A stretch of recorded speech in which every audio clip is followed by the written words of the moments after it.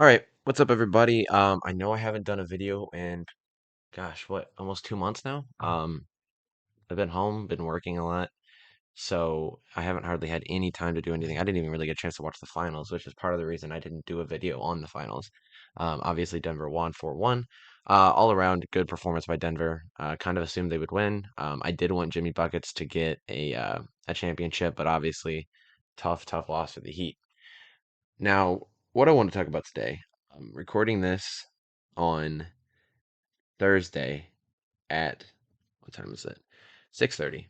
Um, and what just happened about 3 hours ago now, um, if you're like me and you are a Warriors fan, is going to have you a little upset. There have been a couple trades that have happened over the past couple days leading up to the draft. I'll give you a couple of those.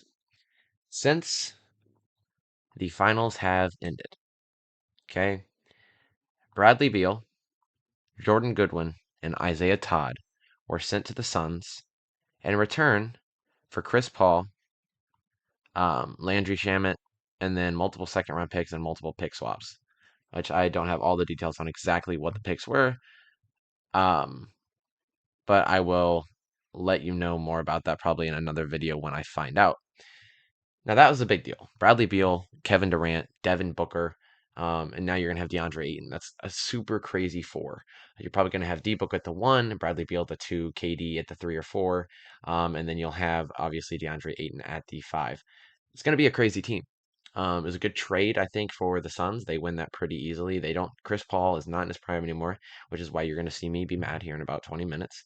Not even that. I'm gonna get to that pretty quickly because I don't have a lot of time to talk about this. But yeah, all around, I think that was a really good pick. Now, what's going to happen here is Chris Paul and all of them get sent to the Wizards. And now the Wizards have got some cap. They've got some cap space. They've got multiple picks to get ready for. They're looking pretty good right now. Then the next day we see Denver, or no, it's about 3 days later, Denver Nuggets and the Pacers. They're in talks, and what happens is the Denver Nuggets end up getting the Pacers' first round pick for this year. They get their second round pick for this year, which are three picks apart, which I think is interesting.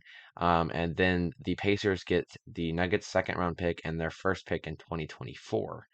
Um, so that is an interesting trade up. I think Denver's hit a lot. They obviously, like I said, traded with Oklahoma during the finals, which was hilarious. They ended up trading. Oklahoma City got a 2029 first round pick, and the Nuggets ended up getting this year their second round pick this year, and their 2024 first round pick, and their 2024 second round pick. Um, I don't know why they decided to trade all of that. It was interesting. Um, but we'll see how that plays out. Then we had a humongous deal, a three-team trade. Um, the Boston Celtics, the Washington Wizards, and the Memphis Grizzlies ended up dealing. What happened? It looks like is it's going to end up being uh, Kristaps Porzingis is going to end up going um, to the Boston Celtics, forward center. He plays both. He's a good shooter. He's just injured a lot, so we'll see how that plays out. They also are going to be getting a 2023 first round pick, which is going to be number 24-5 in this draft. They're also getting a 2024 first round pick, which is going to be from Golden State. Um, all of this from the Wizards. Memphis is just getting Marcus Smart. I'm pretty sure that the Wizards are getting Titus Jones, they're getting Danilo Gallinari, and then they're also getting Mike Muscala, and they're also getting a second round pick in this draft. All in all, Memphis taking Marcus Smart. I don't think Marcus Smart is deserves as much hype as he usually gets. I think he's a good defender. There's nothing I can deny about that, but I don't think he is as much as people give him credit for. So Memphis taking him, I think that's just them trying to be like, okay, if Ja doesn't work out, we need somebody. So that was an interesting play by them. Um, so yeah, that three-team trade, obviously Boston, if that does end up playing out and he does not get injured, I think that they are a championship team once again. That's a big power three with Porzingis. You've obviously got Al Horford, who, as far as I know, is still planning on coming back again. You've got Jason Tatum, Jaylen Brown. So we'll kind of see how that ends up playing out.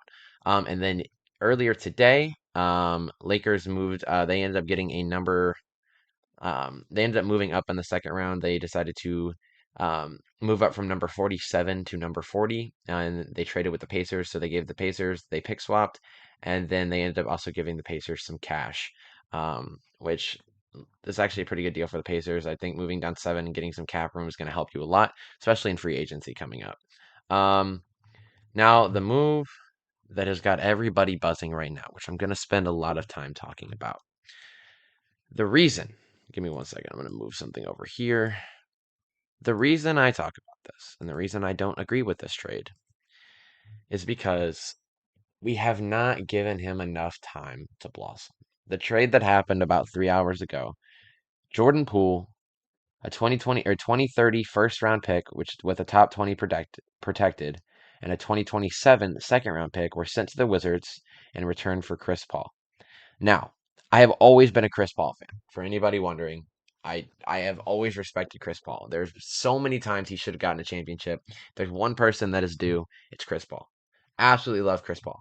But he's been out of his prime for a long time. He has not been a great player for probably 3 seasons now. The last time he was decent was when he went to the finals, and that was the year he got injured. After that, he has not been the same. Um, so we're giving away Jordan Poole, who arguably, now again, I understand I'm a Warriors fan. I have some bias. Yes, he struggled this year in the playoffs. I'm not going to sit here and sugarcoat it. He had one of the worst playoff. I mean, him and Clay together were just like, instead of the Splash Brothers, they were the Poor Brothers, and it was horrible. But he's still really good. He played fantastic in the finals the year before. He's part of the reason that we were able to win. He stepped into a role the season before when Steph got injured. He played in the starting lineup. He played a fantastic role. He helped them get to the championship. And now we're just giving him away. And we're giving away two future prospect picks for Chris Paul, who after the season, I wouldn't be shocked if he retires. He's old. Chris Paul is a very old point guard. Chris Paul just has not had the season that we've hoped. Chris Paul, he is, I want to say 36. Am I wrong? Possibly. Maybe. He was born in 85, so he's 38. He's 38 years old. And that's what we're trading for. Again, I understand. Or no, he's 33. Sorry, he's 33 years old. I cannot do math today. Um, Either way, he has not been the player that we had hoped he'd be over the last couple years. This past season, in the regular season, he averaged 13.9, 4.3 rebounds, and 8.9 assists. That is the number that the Warriors really looked at. That's the reason this trade went through, is the 8.9 assists. Right now, we are afraid that we are going to lose Draymond. And I don't blame Draymond. I think Draymond is a player I would love to keep around. Um, and I think that he has been a great role player, and I would love for him to stick out the rest of his career here in the Bay Area. But listen, if he leaves, Draymond Green, whether you want to say he's a great player or not, is one of the best, what I like to call old school players that is playing in the modern era. He sets the screens. He is one of the best, he has some of the best court vision I've seen out of any player. He can see the cut before it happens. He can know where you're going to be. The chemistry between him, Clay, even now Wiggins and Looney and Steph is unmatched. Whether you want to admit it or not, the Warriors have the best off-ball movement. They have the best chemistry, and they have some of the best floor vision in the entire game of basketball. So losing Draymond is going to be a big deal if we end up losing him. So you need somebody who can come in who can fill that role. What has Chris Paul always been? He's always been a floor general. He's always been that person that will find the open man. He can get fancy with the handles. He can play, but he's always been a floor general. Now, his stats aren't bad. I'm not going to sit here and say he's a horrible player because he's not. Chris Paul is one of the greater point guards of all time. But you're looking at somebody who is sadly been, you know, I guess you could say Jordan Poole has had his moments where, yeah, it's not been great. But this year, Jordan Poole, this past season, not counting the playoffs in the regular season, averaged 20.4 points per game, 2.7 rebounds, and 4.5 assists. Now I'm going to put the stats up here so everybody can see this. I want everybody to take a look at this because this is something that I think that people need to look at. Chris Paul, statistics during the season. 13.9 points, 4.3, and 8.9. If this wasn't so high, look at this. 20.4 points per game. He's had a great 4 years. He's a shooting guard. Chris Paul is a point guard. Now, they'll probably put Steph. Honestly, if Clay, I don't know what's going to happen with Clay. That's something we're going to see throughout this offseason. If Clay, for some reason, A, gets traded, B, gets benched, Paul will start. It'll probably be Paul, Steph. They'll play really small. And they may, if they lose Draymond, then it'll probably be Chris Paul, Steph, and then Klay Thompson, Andrew Wiggins, and then Looney. Now, I don't know what they're going to end up doing. That's something that I'll talk more about in another video as we get closer to time. But this is just something that I was very intrigued by because he, yes, had a horrible postseason, but look at these stats. For somebody who is a bench, he comes off the bench, averaging 20.4, 2.7, and 4.5. Chris Paul is a starter. He averages 13.9, 4.3, and 8.9. You're now giving this man to a team where he's going to start. They're going to build around him. And they now have, I think, after trading between the two trades, they have 6 more future draft picks. 2 of them in the first round high. You're honestly setting the Wizards up for success. And you're only as I mean, this is where I miss Bob Myers. As somebody who has watched the evolution of this team from the moment Steph was drafted to Draymond getting drafted to Clay getting drafted to Jordan Poole getting drafted, all of this has been fantastic moves by the GM. Now, as a GM, your first move is to trade away all your prospects just so you can attempt to maybe win a championship in 1 year? I don't care what people say. Half the players on this team are still in their prime. Steph Curry this past season and the season before, arguably better than when he won unanimous MVP in 2015. Arguably better. He has been having some of the best seasons of any player. Now, obviously, he's not even in the MVP voting anymore because it's always people like Jokic, Giannis, Embiid, who, by the way, doesn't deserve the MVP this year. But it's always people like that now because they're big men who average triple doubles because, they're 7 foot, they can shoot now. And so they're going to average the rebounds, they're going to average the assists, and they're going to average the points. But if you look at Steph, like let's just look at this team. This team did not need to trade for this. Like, hang on. Well, why does it do this all the time? Anyway, this stats from his past year. Steph Curry, 29.4, 6.1 rebounds, and 6.3 assists. That right there, that's some MVP numbers. He almost averages a triple double as a point guard. And he had a 49.3 field goal percentage, which, by the way, he has out of all time career field goal percentage, he is number 7 on the list. He is the only point guard in the top 10. He is above certain centers. If you're a center, you should have the best field goal percentage. But, like, I mean, heck, look at this. This is just in the game they lost. By the way, they lost 122 to 101, and he still did this. Prime. Now, I understand Klay Thompson had a horrible year. I'm not going to sugarcoat that either. But let's look at another one. Andrew Wiggins, who has had a really, really good season. Let's look at his stats for this past year. 17.1 points per game, 5 rebounds per game, and 2.3 point assists per game. By the way, he also missed almost a month because of personal reasons. This is a good player. He's still not old. He's not young. I think he's 30. But he's still good. Draymond. Let's look at Draymond's stats. Maybe, if it pops up. Um,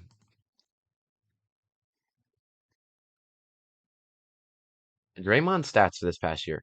8.5 points per game. 7.2, and 6.8 with a 52.7 field goal percentage.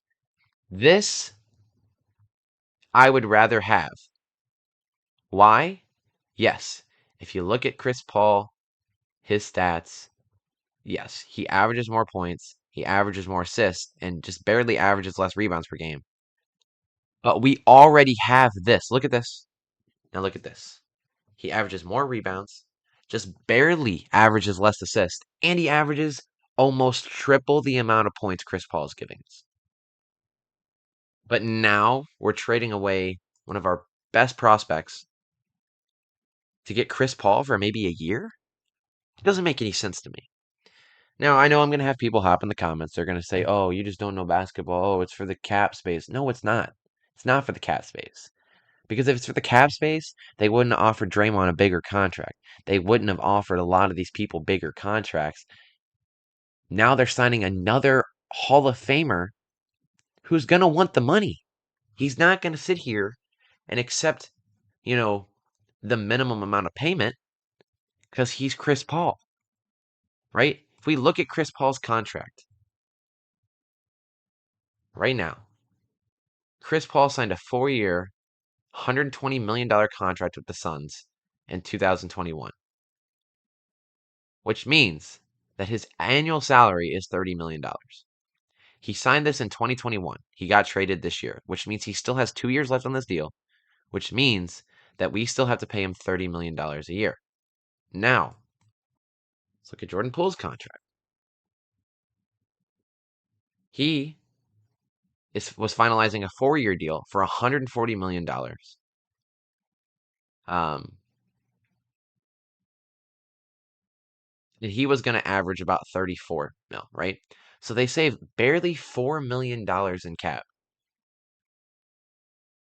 And they're trading away multiple picks for somebody who's not going to fit well into our scheme. I'm sorry, he's not, unless Draymond leaves. Draymond leaves, maybe. But you're going to be having a point guard who you're getting rid of somebody who is a triple threat, right? That's why Jordan Poole works so well with Steph in them. Because if you look at it, he could shoot, he could rebound when he had to, and he could still get averagely almost 5 assists a game. And when you pair it with something like this, where Steph gets 29 points per game, right? You have to pick your poison, right? People guarded Jordan Poole because he was a very good open ball movement. He could cross people up. He could, break your ankles in the open court. Well, now, what are you gonna do? People know Chris Paul is washed. They know that Chris Paul is getting too old, right? He doesn't shoot like he used to. So what are they gonna do? They're gonna guard Steph. They're gonna guard Clay. They're gonna take away those two options.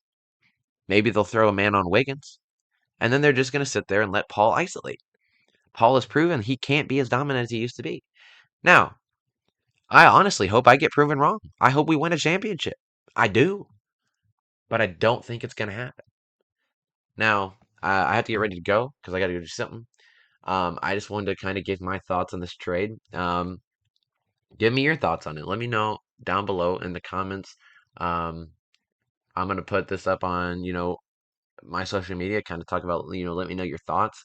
I may do another video where I just kind of go through like people that have texted me, kind of giving me their thoughts. Um, you know, and I've already talked to quite a few of my friends and stuff, and this is a trade that's going to change the NBA, I think. And I don't think people acknowledge the, you know, just how much this will change things. You're talking about sending um, somebody who learned under the greatest shooter to ever play the game, somebody who learned under one of the best ball handlers to ever, enter the game, somebody who learned under, in my opinion, one of the greatest trios to ever play the game, and you're sending him to a team where he's going to get built around. That's deadly. Um, so personally, thoughts on this? Not a fan of it, but we'll see. I wish all the best to Jordan Poole. Jordan Poole has always been one of my favorite players. I will miss him coming in. Um, yeah, he had an off season, but he's the reason that there's a reason he has a ring, and it's not just because he got carried. He didn't get carried that season. He had a great season, and interested to see where the Warriors are going to go. But Chris Paul and Steph have never played together. I mean, they're two of the greatest point guards to ever play the game. So we'll see how it goes. But appreciate you guys watching. Make sure to hit the subscribe button. Comment down below any thoughts you got on this. Make sure to share the video. I want to get to as many subs as I can, and I'll try to get back with another one here soon. But this has just been a wild moment where I had to make time to get on here and record this. So I'll catch you guys next time, and have fun. And as always, make sure to tune in for the next video. Peace out.